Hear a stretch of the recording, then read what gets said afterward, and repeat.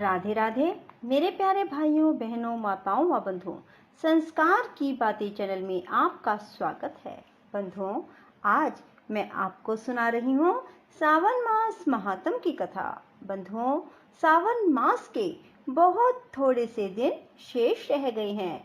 यदि आपने अब तक सावन मास महात्म की कथा नहीं सुनी तो इन शेष दिनों में सावन मास महात्म की कथा अवश्य सुने और भगवान शिव का विशेष आशीर्वाद पाएं।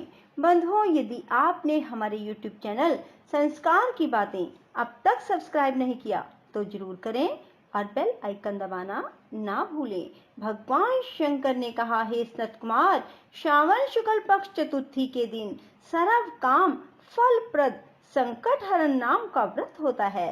श्री सनत कुमार ने कहा, हे देव, किस विधि से व्रत और पूजा करनी चाहिए और किस प्रकार उद्यापन करना चाहिए, यह सब आप मुझे विस्तार पूर्वक बतलाइए। भगवान शंकर बोले, चतुर्थी के दिन प्रातः काल उठकर दातुन आदि करके पुण्य दाता को शुभ संकट हरण व्रत का संकल्प करना चाहिए। हे देवेश, मैं चंद्रोदय तक निराहार रह आपकी पूजा करके भोजन करूंगा। मेरे संकट को आप दूर कीजिए। हे द्विजश्रेष्ठ, इस प्रकार संकल्प करके काले तिलों से स्नान करके सब कार्य करके गणाधिप की पूजा करनी चाहिए।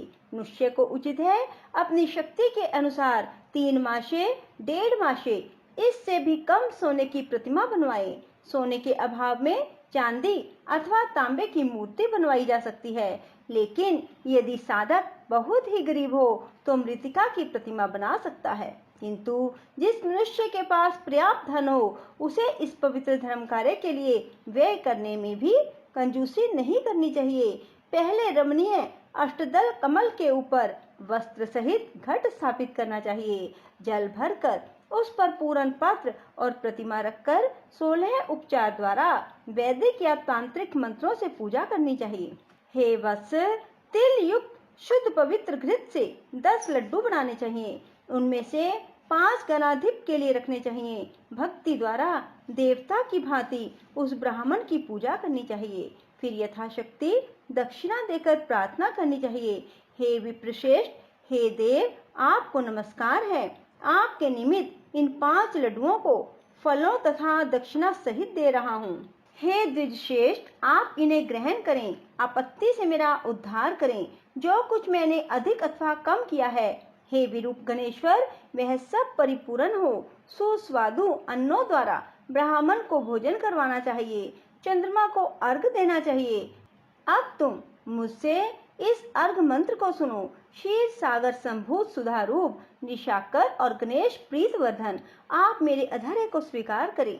इस प्रकार विधि पूर्वक व्रत किया जाए तो गणपति प्रसन्न हो जाते हैं और अभिलषित पदार्थ प्रदान करते हैं। उन पदार्थों को मनुष्य को स्वीकार कर लेना चाहिए। इस व्रत के करने से विद्यार्थी विद्या, धनार्थी धन, पुत्रार्थी पुत्र प्राप्त कर लेता है, मोक्षार्थी गति, कार्यार्थी कार्य सिद्ध कर लेता है, रोगी रोग से छुटकारा पा लेता है।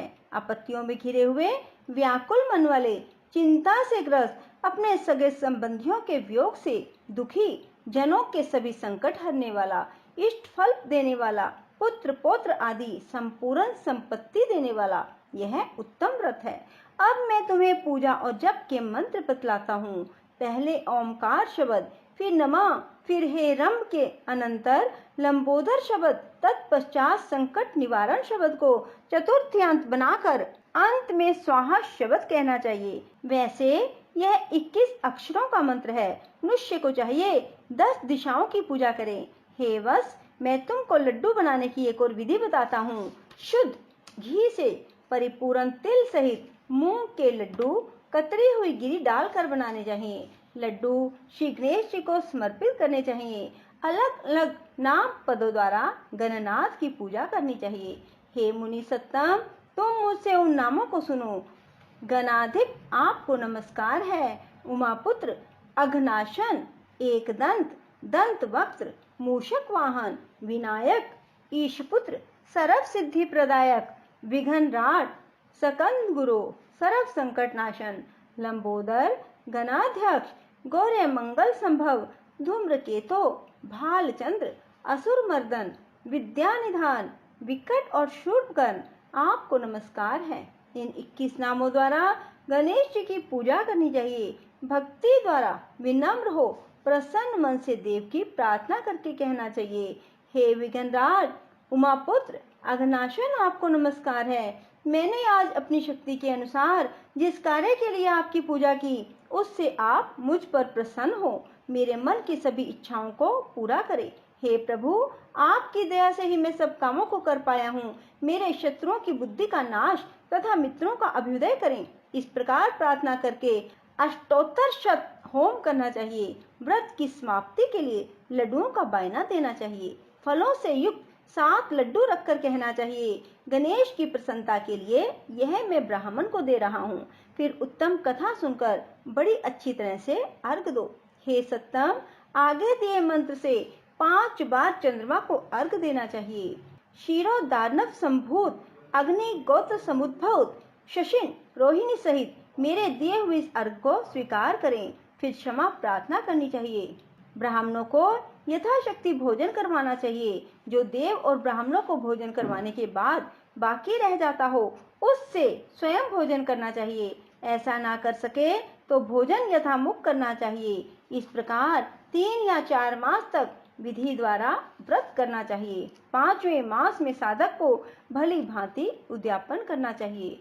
साधक को पहले व्रत कुंड की शक्ति अनुसार प्रतिमा बनानी चाहिए। भक्त को चाहिए कि पहले वाली विधि से पूजा करके सुगंधित चंदन और नाना प्रकार के फूलों द्वारा पूजा करनी चाहिए।